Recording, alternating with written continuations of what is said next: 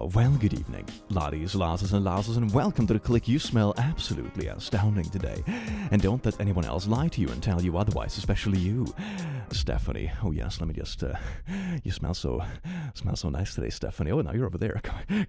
Come. So anyway, today we're doing something absolutely beautiful. You know when someone gives you really stinky instructions to do something, but you also know that if you follow these instructions, everything is gonna turn out to be poo-poo. But you do it anyway because you know that arguing back is also gonna get you flack. So that is exactly what we're looking at today. Welcome to r/MaliciousCompliance. Enjoy. Mwah. Oh, also let me know in the comments if you have like a malicious compliance story. I would love to hear community stories about this because it's very funny. Oh, sweet YouTuber AC. Speaking of hot summer days, get your Gaycation emotional support team and link in the description now, out for a limited time only. Don't miss out on the best Gaycation of your life. Yippee! r/MaliciousCompliance. Boss said no working from home, so I came in sick, as requested. Last week, I woke up to an awful fever, cough, the whole shebang. I messaged my boss to ask if I could work from home so I wouldn't get anyone else sick. He replied, "No exceptions. You're well enough to work, you're well enough to be here." So I dragged myself in, coughing and sniffling the whole time. The look on his face when I walked through the door was priceless. By the end of the day, he told me to go home and said I could work remotely after all.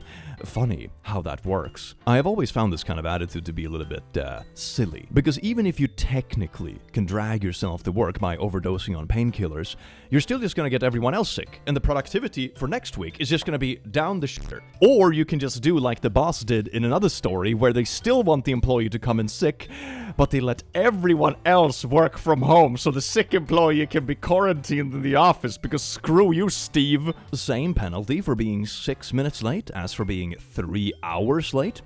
Okay, boss, that sounds like a really stupid rule. I have always been the kind of person to arrive at work or events early. I hate the stress of running late, so I always allow more than enough travel time on my commute to avoid lateness. I always stop for a coffee first thing on my morning commute to work. It was a half-hour drive to work on the highway, so I like to sip my coffee and listen to tunes to relax before work. Even though it's only a half-hour commute, I would leave for work an hour before my start time, just in case there were any unexpected delays. One particular day, there was a massive jam on the highway. Now, normally I get to work 20 to 30 minutes early because of the extra travel time. But this traffic jam was bad enough that it still made me 6 minutes late for work. The supervisor starts giving me poo for coming in late but having a coffee, publicly calling me out in front of the other employees. Okay, so instead of getting props for coming like 30 minutes early every other day, you get flack for coming in 6 minutes late this one day because of a traffic jam. Something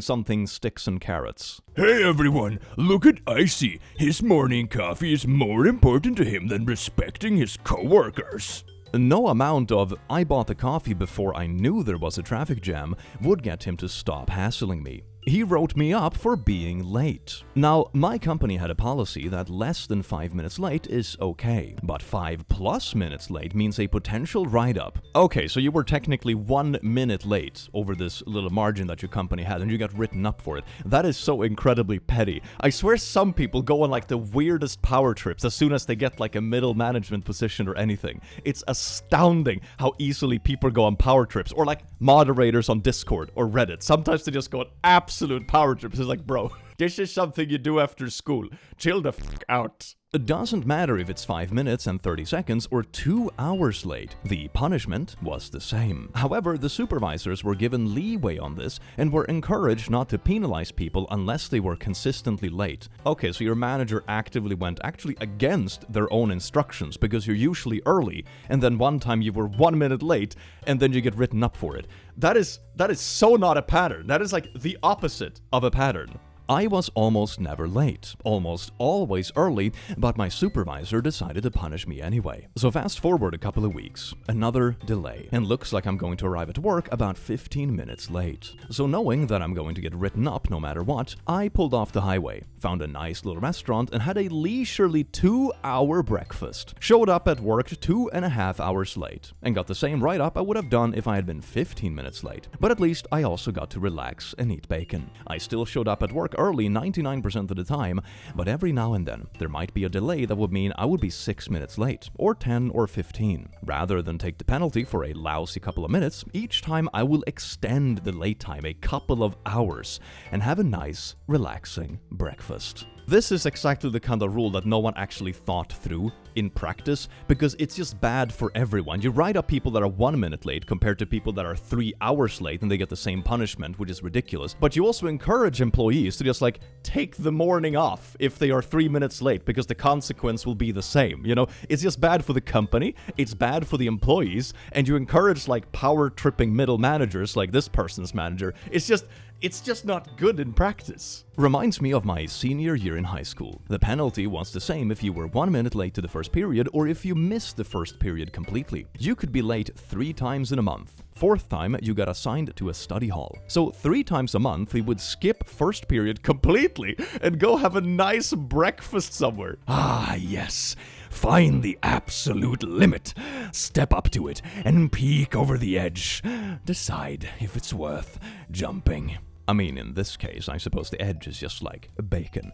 So of course, jump into the pool of bacon. This is another one of those systems that no one actually thought through how it's gonna work in practice. I get the feeling that so many of these systems are just so simplified because they don't take into consideration that the people they are supposed to punish are like humans, who like will think it through and try to exploit it and find the path of least resistance. You get what I mean? It's like the rule is made in isolation, but you don't consider that it's like humans you're dealing with.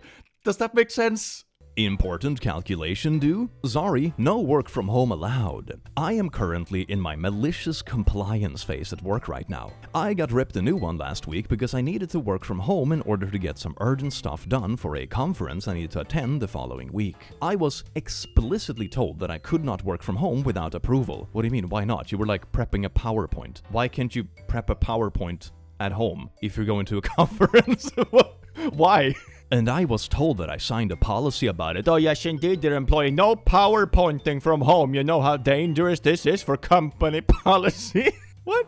What are you doing? Like super secret government PowerPoints? I responded that my job requires me to work from home all the time, to which they replied, "You signed a policy." So now, after I leave the office, I turn off my work-issued cell phone and never look at it on the weekends. I am a salaried employee, but I am not going to beg my employer to allow me to work from home. This also feels like that kind of system that no one has actually thought through how it's gonna work in practice, because if someone is working from home like this, it means that they care enough about this project or client that they're willing to polish it on their own time. So this is a very silly thing from the boss. Unless it's like super sensitive documents or whatever and you can't work on it like on your own Wi-Fi or a public Wi-Fi, for example.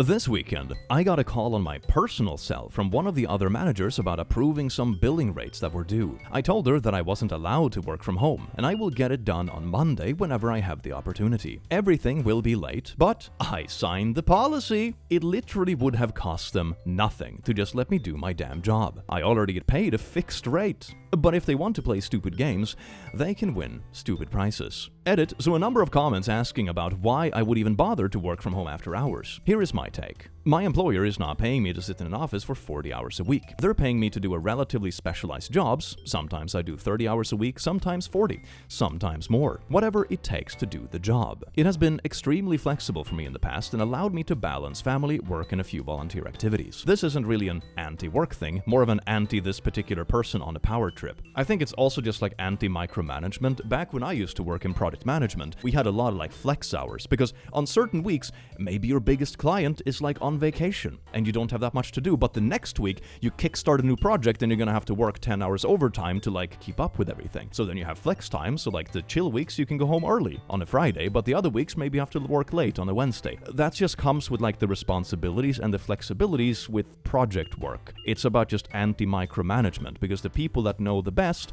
about what a project demands in this moment are the people that sit with the project. Update. Monday came and went, and not a peep from anyone about the rates getting out. Fixed a couple of bugs, but I think the other manager edited the PDF reports to get them out the door. Also, the deadline for it was pushed back a week. So everyone survived, but I had made some changes. Change number 1, I am no longer taking my work cell home with me. It's freeing and anxiety-inducing at the same time after doing so for so long. Change number 2, I have informed any staff staff that may need to contact me that I won't be doing anything work-related once I walk out the office. Change number 3. I am updating my resume today. It is time to leave. Thanks to everyone for their feedback. Wish you all the best. I think when a workplace starts going down this path, when they prioritize like arbitrary rules over like project performance or client satisfaction, then they have sort of lost the plot. You don't want to sit there and be reprimanded for like, oh, did you do this PowerPoint at your desk or an office desk, versus like, but is the client actually doing good? Are we actually profitable? You know, are the KPIs good? You know, it's like you lose the plot and you start focusing on wrong things that don't actually matter. Dress more appropriately for church. Sure, I will follow the rule literally. A couple years ago, I joined a small but tight-knit church community. Everyone was pretty relaxed. People came in jeans, dresses, even t-shirts sometimes, especially at youth services. No one was disrespectful, just comfortable. I usually wore long skirts and dress pants and nice tops. Nothing flashy and definitely nothing revealing. But apparently that wasn't churchy enough for one particular elder, an older woman. Oh, it's one of those. It's these sort of people that always swarm to like homeowner associations and like church communities because they have nothing better to do with their time, so they just go there to police people. That's both their job and their hobby, and no one else has enough time to argue back. It's great. After service one day, she pulled me aside and said, with that sweet fake smile, Sweetheart, I just wanted to encourage you to dress a bit more appropriately. We should always look our best for the Lord. I was confused. I asked what exactly was inappropriate about my outfit, a long navy skirt, the tucked-in blouse, and flats. She said, It's not bad, but, not quite holy attire. Maybe think about what would you wear if Jesus was sitting in the front row. I would just bring like a full-on like out of Crusader cosplay next week. Just go full bananas. Like screw this attitude, man. I would go full ham. I would dress up as a Nazgul. I have my whole fit right there. That would be my church attire. The next Sunday, I showed up in my most over-the-top church outfit. Full floor-length choir robe, white gloves, a white brimmed hat with a fake bird and a little veil, Bible in hand, stockings, low heels, and pearls. I looked like I was either about to preach, get baptized, or time travel back to 1954. People stared. One usher asked if I was part of the clergy now. Someone whispered, Is she in a play? And bless her heart, the elder gave me a stunned little nod when I sat closer to her and said, You look very reverent today. Thank you. I figured this is how Jesus would want me to show up. Next week, back to my usual outfit. Never got a comment again. I mean, still, I would like this, yeah. I would do that. You come into the church with a flaming sword and a Nazgul mask. Is this holy enough? I mean, maybe that's a bit far. But I swear to God, there's a very specific category of people that are always like this no matter the context. It's either like in church or a homeowner association or like policing people about the pettiest stuff. It's always like some old person who has nothing better to do with their time. It's amazing. Stick to the script. So I did, word for word. I, 18F, worked at a call center for about 3 months, mostly helping people reset passwords and answer basic questions. During training, they told us to sound natural and conversational. Cool. I did that and got great feedback from callers. Then we got a new supervisor who flipped if we didn't read the script exactly as written. She said, If you deviate even slightly, you'll be written up. Speaking of like silly rules in workplaces, this is also one of those things. If you're a new manager and stuff has been working just fine before you got there, maybe wait a little bit before shaking everything up. It's probably the way it is for like reasons. Someone had your position before you and figured this out, right? You don't have to burn everything down on your first day. Okay. Next call. A guy says, Hey, my account is locked. Can you help me real quick? I respond, robot mode. Hello, thank you for calling. My name is Name, and I hope you're having a wonderful day. How may I assist you with your technical concern today? He paused and said, Are you serious? I kept going exactly word for word, even when the weird fake empathy lines were, "I completely understand how frustrating this unique situation must feel." Mid-call, my supervisor walked by and actually stopped to listen. She tilted her head, looked confused, and asked after the call, "Why were you talking like that?" I just said, "You told me to stick to the script." She didn't have a comeback. And funnily enough, the next day she told our team, "Okay, just make sure you cover the key points. You can be natural again." So you mean the exact same thing we were doing before you decided to burn it down and threaten to write everyone up? God damn it. I hated working for a call center so much. Yeah, I haven't worked in a call center myself, but I have heard nothing but horrific things. Hire her, no matter what. As you wish. I am part of a small hiring team at my workplace, and I take my position very seriously. Some time ago, we were looking to fill a key role that required someone sharp, organized, and ready to work under pressure. We had a solid shortlist after several interviews, and then my department supervisor pulled me aside. He told me, flat out, to hire one candidate in particular. Not because she was the best fit, but because he wanted me to. I later heard through office rumors that she was an almost girlfriend. Basically, someone he had a thing for and was trying to impress. Oh, yes, indeed. Nothing says Rizzler galore quite like trying to sneak your crush into a position they're not qualified for. Oh, this is gonna go absolutely amazing. You know, as a little bit of a Nostradamus vibe, I also wonder what's gonna happen in like 2 months when eventually it turns out she wasn't that interested and there's like a breakup in the office, and after that it comes out that she was only hired because he wanted to impress her because he couldn't keep his balls inside of his pants at the office. You know, it's just, feels like the kind of story that's just gonna keep on giving. He said I should, but just make it work and then he will take the heat if needed. X to doubt, these kind of people never take the heat. I refused at first, showing him her results on the interview. She was one of the least ranked. She was late to the interview. Vague answers, couldn't explain basic industry terms. Yeah, she's not even qualified for the position. I called it. But he wouldn't listen and said it was a direct order. So I did exactly what he asked. I hired her. Gave her all the support I could, even offered extra onboarding help. Within a month, she accidentally sent a confidential client file to the wrong company. Then she once approved a purchase order for 10 times the budgeted amount because she obviously did not read through all those numbers. Oh, this can be really funny. Is this like an industry trade where you don't actually see it in person, but you know, you're gonna have a huge bill coming in the next week? Or did she accidentally buy like, I don't know, 10 times the toilet paper for the office stash, you know? It was from one wrong to another. We lost a major client over the email slip. Oh my god, that is so bad, but I can imagine. Like if I was working with someone and they started sending like confidential documents to just other people, I also wouldn't want to send them stuff again. Another pulled back on their contract due to delays on her end. When upper management started asking questions, my manager tried to dodge responsibility. I called it. These kind of people never take responsibility. But HR already had the hiring records. I made sure all instructions, including his, were documented, which was intentionally in case a situation like this came up. And it did.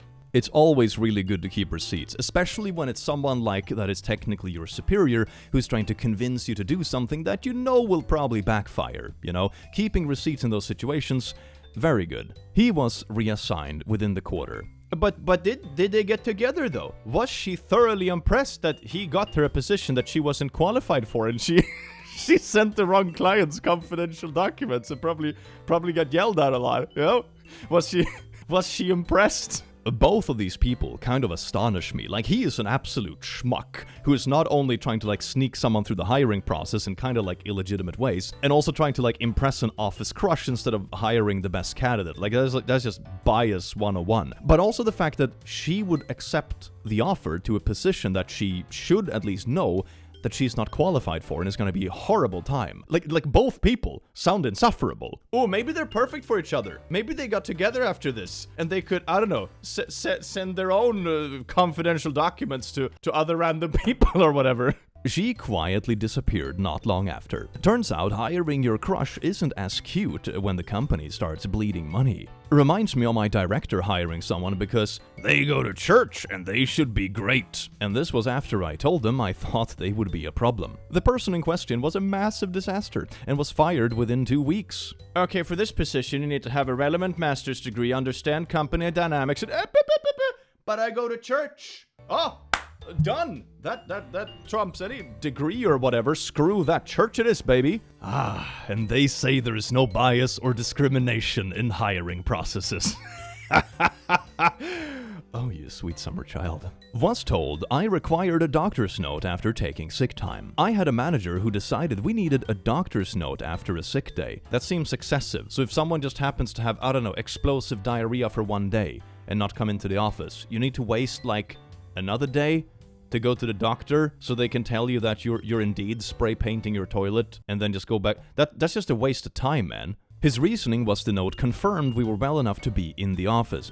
Oh, okay, so get a doctor's note after a sick day. So you go to a doctor and they confirm that you're not sick anymore, so you're not gonna infect anyone else. But how is the doctor gonna tell? Like, doesn't that require, like, you know, blood work in case of, like, a cold with viruses or whatever? Doesn't it require blood work? And then you have to wait for that, and then that will show if you have, like, traces of it or if you have antibodies or whatever. Like, isn't this, like, a really time-wasting thing? Isn't it better to just say, like, oh, wait a couple of days after your fever drops, and then you're typically, like, in the recovery phase and no longer infectious, right? Like, isn't that easier?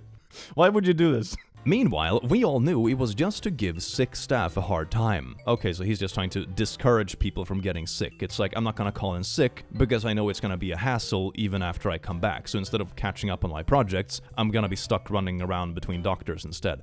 Yeah, that sounds like a pain in the ass. When he pulled this on me, I agreed and started packing up and told him I would contact my doctor and let him know when my doctor could see me. Then I started walking out. He asked me why I was leaving. I told him since I didn't have a note and I needed one to prove I was not sick and could work as per his instructions, I needed to leave. I followed up with the fact that my doctor was in a different town and it could be up to 2 weeks for me to get an appointment. All of which is true. He told me I seemed fine and not to worry about the note. He stopped asking others as well. You know, I think there is some kind of, like, healthy spectrum between, like, coming to the work even if you're sick and getting everyone else sick versus, like, you have to prove with a doctor's note that you're not sick, you know? There is some kind of, like, healthy middle ground in there somewhere. You want me to provide a good reason for why I want to use my vacation days? Time to trauma dump. Also, what do you mean provide a good reason for using vacation days? Vacation days are days that your company already owes you. It's days that you have worked up in, like, your backlog. If you quit your job before using those vacation days, you get them cashed out instead because it's technically days you've already worked up. Like, what do you mean? Like, of course, at a responsible workplace with projects and stuff, you want to, like, communicate with people, so you take your vacation and someone else can, like, you know, get your client's contact information so, you know, everything works smoothly and stuff. But, you know, this seems weird. This seems weird. So I work a pretty low-stress job, which makes it absolutely hilarious that my boss demands that whenever we take our paid time off, we give a good reason. Like, dude, why do I need to give you a good reason to take my vacation days? They're mine. I'm entitled to take them to dedicate the time to my new hobby or staring at the ceiling. It ain't none of your business. I could see asking for a reason if there's, like, a really busy time at work and, you know, one person is literally taking vacation to get married and the other one is taking vacation for no particular reason just because they wanted to use a couple of days. Like, I could see that being like a contention, like to give the other side the benefit of the doubt. But this doesn't sound like that sort of situation. Well, I had planned to take a few days off to recharge after a very relatively intense work week. Unfortunately, the boss thought this was a great time to send out a reminder email that if we intended to take time off, we need to provide a reason and have it approved. This was a mistake on his part. I went into his office, head hanging low, and started talking about my dad's cancer, how intensive chemotherapy was. I didn't make myself cry, but I was putting that theater class I took in college to good use. I might have even hit him with, and I'm just so used to seeing my dad as this strong and vulnerable guy, but he's just human, you know? And soon he might be gone. How do you even deal with something like that? Now, by this point, my dad had been cancer-free for years, so this was purely performance. But my boss just looked so uncomfortable. It was great. I wish I could say this caused the boss to send out an email email saying we no longer need to give a reason for our time off, but no such luck. Instead, I just keep coming up with other traumatic life experiences to justify my vacations. Oh, my dog exploded. I need a day off to gather the pieces and bury it, you know? Fuck, boss. I think my grandma died 3 times these past few years. I mean, you can have a lot of grandmas, you know, that's the good thing in English. Like, the word grandma is gender neutral. Like in Swedish, it depends on which side of the family. You have farmor or mormor, depending on, like, you know, father, or like mom, father, or whatever. You know, it's like gender depending on the direction in the family tree. But in English, it's neutral. So you can just, like, I have so many fucking grandmas, and then I was adopted, you know, when I was 40. So I have like 5 grandmas, and they all died. I may have to come up with something new for when she actually does die. My boss still gets visibly uncomfortable whenever I come to ask for time off in person instead of via email. It's kind of hilarious to me. I mean, I was gonna say that it's also fun to like send a office-wide email for any of these like trauma dumps, but maybe it's gonna be easier for them to keep track of like BS excuses then, because like, hey OP, I just searched your email and your grandma has died 7 times in 2 years. What's up with that? I have 7 grandmas, you know, everyone on every side of the family remarried. So I have like 15 grandmas, you know, and they're all dropping like flies. I am going to a rehab center for compulsive necrophilia. Talk about a dead-end job. Put the romance back in necromancy. Oh, that is so bad that it's good. Fine, I won't touch anything in the kitchen. So my 13-year-old daughter recently got super into baking cupcakes, cookies, banana bread, you name it. She was doing great, but she does tend to leave a little chaos behind. Flour on the counter, spoon in the sink, oven mitts everywhere. One day after cleaning up yet another post-cookie explosion, I snapped a bit and said, If you can't clean up properly, then just don't touch anything in the kitchen at all. She nodded. Okay. The next week, I came home from work to silence. No sweet smells, no baking music from the kitchen. I figured she took it seriously. Then it hit me. The dishwasher, still full. The garbage, overflowing. The sink, piled with dishes. The groceries I asked her to unpack, still sitting in the bags. I asked what was going on, and she goes, You said don't touch anything in the kitchen, remember? So I didn't. Touché. We renegotiated the rule. Now it is, you can bake if you clean like a pro. She agreed. I got cookies. She got victory.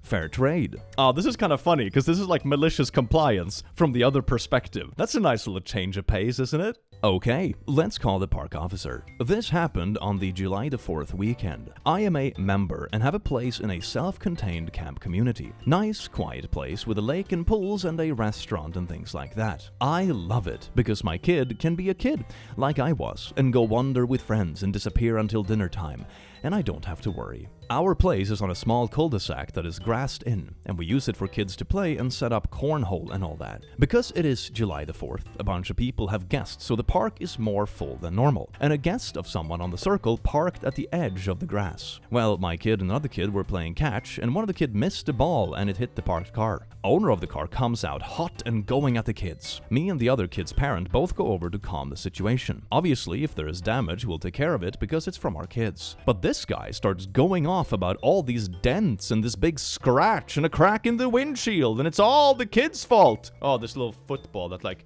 bumped the side of a door and the whole car just like... Maybe that's more of a car issue. I was willing to be reasonable, but when you start saying you want a ton of extra work done, trying to blame my kid, I get a little less reasonable. Did he also try to blame like rust on the kids? Oh, this rust wasn't here. Must have been your football. So we're going back and forth, and then he says the magic word that if we aren't willing to pay for everything, he's going to call the park safety officer to come deal with it. Knowing where this was going, I smiled and said, yes, okay, let's do that. So the officer comes out, and to no one's surprise, except for this guy, the area his car is parked in is a no parking area. So not only does the officer tell him to deal with it, because if he had followed the rules and parked in an actual parking zone, this would not have happened, and because the guy told him he'd been parked there for 2 days with no issues before now, he got a nice fat ticket and ordered to move his car. This is just instant karma. He turned bright red, but didn't say another word and moved his car, and we didn't see him or hear from him the rest of the weekend. Man, when you try to cash in a new windshield on some kids playing with the football and instead you get a parking ticket, that's pretty sweet karma, man. Hell yeah. He came for a refund, so I gave him one. Years ago, when 2-year cell phone contracts were still a thing and you had to pay per text message, I worked at a Sprint store in a busy area in Michigan. We weren't a corporate store, which meant we didn't have access to billing or refunds. We were more there for repairs and sales. One day, this man comes in fuming about being charged 20 cents for a text that allegedly Sprint had sent. Probably a bill reminder, but I don't believe you were charged for text from the company. Anyhow, I explained to the man that we weren't a corporate store, so I wouldn't be able to access the bill to refund, and that this was just unacceptable, and starts screaming. Starts drilling into me about how I'm just a dumb kid and people my age may love to text, but he's never going to, and how it's unfair he has to pay this charge. One thing that I always find so funny about people like this is that I refuse to believe they have any actual real problems in their life, because you get this worked up about 20 cents. It's not even worth the adrenaline, man. It's not even worth the energy going to the store to complain about. Like, holy shit, man. I had just went to the corner store for a snack and paid cash, and I just threw my change in my pocket. I reached into my pocket, smiled at him, and pulled out a quarter, and I said, "Here you go, with interest." I felt like a goddess. It was so petty. Yeah, that's the thing. It's so little money. Like, oh my god. And his face, priceless. This isn't the point! He slammed the quarter down and left. I hope he's having the day he deserves. I mean, he was just looking for an excuse to scream at people. And when you pulled out the quarter, you just countered it like, "Oh, no worries, I'll pay out of my own pocket. You even get 5 cents extra, my boy. Problem solved. You even got extra cash for it." But he's still upset, meaning that he was trying to find an excuse to be a Karen. He wasn't really concerned about the thing itself. Or it was about principle. But even when it's about principle in these cases, maybe it's not worth spending your day chasing 20 cents, you know? You know, there is this old saying about picking your battles. This isn't even a battle. Oh, you know what I'm gonna do to spice it up a little bit? I'm gonna sort a subreddit by controversial. Oh yes, indeed, that's always a massive treat. Let's get into it, shall we? These are gonna be the real unhinged stories. r/MaliciousCompliance, controversial sorting. No problem, I won't put my donkey's compost by the landlocked park. I will move it as far from that park as physically possible. That just so happens to be across the street from your driveway. So this is just a person spreading poop. Okay. TLDR, the title summarizes it. This is gonna be great. My improvement district, known as University Park, had a changing reason for suing me for being disabled. Wait, what? They're suing you for being disabled? Are you sure they're not suing you for dumping poo everywhere? Anyway, let's get into it. They went from me putting up a sign calling this place a giant pile of shit, they're dumping sewage into our lake far above EPA levels, and I blew the whistle. They said they couldn't sue me for that, and instantly switched to saying they would sue me for being disabled in a way that breaks their covenants. Not a homeowner association, but a government organization. How upset they were when I made it legal for women to be topless. This is so incoherent, man. What the f*** is this story? The president's property value of a home he built across the street from me. The property value of everyone in the neighborhood. The president even told people that if they sold their homes, the park would lose the lawsuit. Everyone would sue me for hurting their property values. Then the value of a 3K landlocked park. A park that I tried to buy, but they refused to sell it despite being willing to give it to my neighbor for free. They stated that my donkey's compost, which does not smell much, even at all when I'm shoveling it, and cannot grow fly larvae, was hurting the park property value. Never mind, they spent nearly 15K on our public funds suing me trying to enforce covenants. Are you sure they're not trying to get you to move your pile of shit? Isn't that what this is about? Like, this whole thing is incoherent, but that doesn't sound like malicious compliance. It just sounds like you being kind of a Karen about your poo pile. Then it was the covenants. Now that they lost, they claim they tried to sue me because of me being disabled as a nuisance. What? I doubt that is the reason. Like, imagine a lawyer actually looking at that paperwork and being like, "Oh, you want to sue someone for being disabled?" No one would take this seriously. Are you sure they're not, like, technically trying to sue you for your pile of poo, and then you are retelling the story from a different perspective to make them look bad, even though, like, you're insisting on shoveling poo next to other people's property? You know what I mean? Anyhow, since the time they said they don't want my compost hurting that park, I decided to help by moving my compost pile for my disability assistance donkey. It just so happens that the absolute furthest place I can place is directly across the street from the president's property driveway. I mean, now it sounds like you're just being, like, obnoxious on purpose, right? It's like, "Oh, can you please move your giant shit compost so it's not like bothering people using the local park? And it's like, alright, fine, I'll move it. I'll put my shit pile on your driveway. You know what I mean? Like, this is just purposefully obtuse. Bonus points is after extending my donkey's paddock to have a secondary rotational area for occasional feeding, the first thing she did, as I walked her about to show her the new area, is take a piss while looking at his house. Okay, so now the donkey is also being sassy. I love her so much, she helps me so much, she's a good donk. I want to sue you for posting this hint of a story. I don't think they try to sue you for being a disabled nuisance, just perhaps a nuisance in general. I mean, yeah, it just sounds like they're assigning a reason to make the other people in the story look bad. Like, this just sounds like a nuisance thing. Like, your whole story is kind of like a giveaway with how it's written, and you're like insisting on having poo piles and smelly composts with poo, you know, next to other people's properties, and then you try to make it like they're suing you for being disabled? But it just sounds like they're trying to sue you to get rid of the poo piles. Like, am I missing something? You sound like you're using a disability as a catch-all for why they're suing you when you've mentioned several things you've done that have no relation to your disability whatsoever. Put up a sign calling that place a giant pile of poo. Made it legal for women to be topless. What do you mean made it legal? Does this person, like, dictate laws? Hurt the park's property value with donkey compost. Tell us how they're prosecuting you for disability and not your actions above. How is my First Amendment right, me ending sexism... Are they a lawmaker in this donkey poo park? What even? This is so incoherent, man. And the private landlocked park they tried to give to my neighbor for free, a justifiable reason to sue me. I mean, I think they were probably concerned if they sold you this nearby park that you would use it as a giant compost. That's what I'm assuming, at least, based on the story. You know, I could see them giving it to someone else, yeah. You will have to ask them that. This is so weird, man. This is such a weird story. This is what I get for sorting by controversial. It's not even that the story is like super spicy or anything. It's just incoherent. Mom, hurry up and drive me to work. Me drives like baby driver. What is a baby driver? So this happened about an hour ago. To start off, I love my mom very much, but she's the world's most impatient and victim-minded person. We are filing taxes, and because of complications, it takes longer than expected. But my mom had planned her schedule around the initial estimate of the 30-minute session, so she was late for work since taxes took almost an hour. Fine, it happens, but she yells at the people who are volunteering to help her, and I have to drag her away and apologize for her like she's my child. Mom asked me to drop her off at work. It's cold, so I let the engine warm up for a minute. I have an old car, so I am careful. And she is screaming at me to go like we just robbed the bank and I have to get away. I told her to wait and she keeps getting angry and rushed. She's not very good at being calm under stress, but I wait and then I start driving and she keeps berating me for being so slow. Okay, I have a 2008 Honda Fit. It's got 109 horsepower and a 0 to 60 of 2 business days. It's slow as a turtle. So I get an idea. My car may be slow, but it's agile since it's so lightweight and great city car. And with heavy traffic, I decided to maliciously comply. My mom wants to get to work fast. Okay, have you seen the opening scene to Baby Driver? Nope. When they rob the bank and then drive Fast and Furious style away in that red Subaru WRX.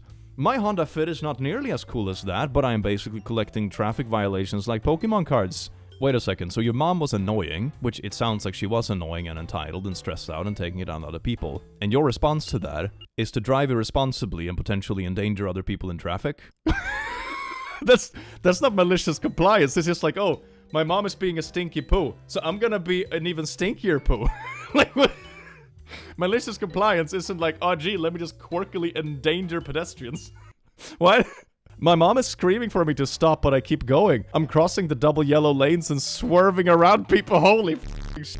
Yeah, it's just a death wish. There's a pedestrian. Unlucky day to jaywalk, you fucking idiot. And I miss him by like a few feet. Okay, so you almost killed someone. You know, that's the thing. You can argue that, okay, technically they were jaywalking, so they were breaking rules, but you were also speeding. And your conscience and, you know, the consequence of someone literally getting hit by a car isn't gonna be easy or whatever because, like, oh, were they on a crossing or a jaywalk? Hitting people with your car is just bad news for everyone. It's not a good thing, you know? At some point, it doesn't matter who broke a rule. I remember hearing this logic from someone who was a very entitled pedestrian once, and they were like, but I have the right of way. And it's like, sure, you do have the right of way, but it still look good to look both ways. Because, like, you can't argue your right of way when you're fucking dead! I know I'm being very unsafe and endangering everyone's life, but I wanted to prove a point. No one was harmed. I mean, maybe traumatized, but not physically harmed. That's just luck. That's just luck. I don't know how, but I don't get pulled over and don't encounter any cops. So you were willing to get, like, written up, maybe have your license revoked, potentially killing someone in traffic,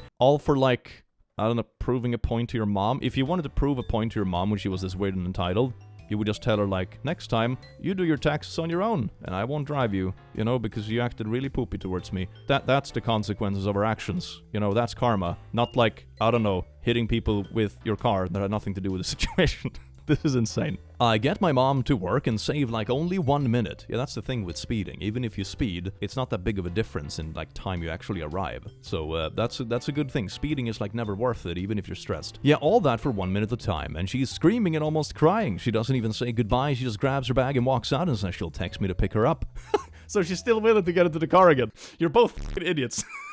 I do feel bad now that I'm calm again, but I don't think she'll ever rush me again, so I think I proved my point. If she rushes me again, I'll show her even more potential in my fit. You're both insufferable pieces of shit. Oh my fucking god. If this was an r/am I the butthole story, this would be an everyone sucks rating. Oh my god. Ah, that's a beautiful little last story, isn't it? Malicious compliance, aka reckless driving. I guess that's what it means now. I do hope you enjoyed this video as much as I enjoyed having you here, you wonderful, beautiful beings. I will see you again in the very near future. Take care. Mwah.